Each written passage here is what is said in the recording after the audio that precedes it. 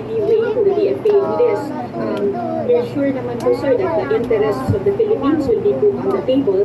Meanwhile, sir, for the armed forces of the Philippines will be continuing to do our mission and our mandate.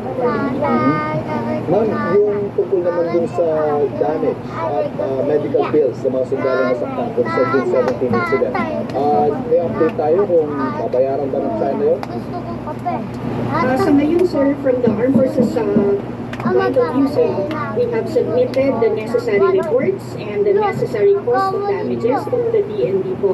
So, hintayin po natin, sir, no, pag-prosper po nitong ating demand for the Chinese to return po, no, the rifles, as this is government property, for the damages incurred to the armed forces of the Philippines. Colonel, sa matalikod na pagkakataon, ano ang mga ginagawa ng AFP ngayon sa gitna po ng pananalasa ng at ang kabalan sa halos buong bansa? Meron po ba tayo ng activities to aid our government kung may mga apektado? Yes, one of the main missions din ng Armed Forces of the Philippines is to assist in the conduct of humanitarian assistance and disaster response. Therefore po, all over the Philippines, sir, lahat po ating mga miyembro ng Sandatahang Lakas is on the alert po ngayon, o red alert status po tayo. Andyan po tayo to assist our kababayan po who are affected by this typhoon. Meron po tayong units that are specialized in this. We has all the equipment that we need po for HADR operations. And asahan niyo po na ang ating Sandatahang Lakas ay nandiyan po para sumuporta po sa mga nangangailangan ngayong bagyo.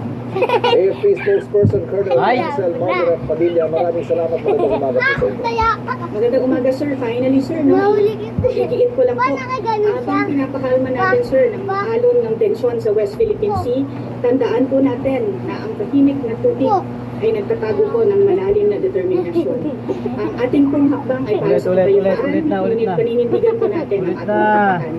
This is our seas, our rights, and our future. Magandang umaga, sir. Salamat po. Dali! Dagdagan pa po ang mga kanseladong flights ngayong araw dahil sa masamang panahon. Kanselado po ang mga biyahe ng Cebu na Manila, Masbate, Manila. Pati ang ilang flights ng Cebu Pacific na Manila at Taipei, Manila. Tapos na, okay na ng dito. Ano ba kasi? Hindi tayo na-update sa lahat ng pinsala na bago kanina at umaga. Makakapanayam natin si Avenue Civil Defense Spokesperson Director Edgar Posadas. Hey guys! Tignan niyo po ako. Hello!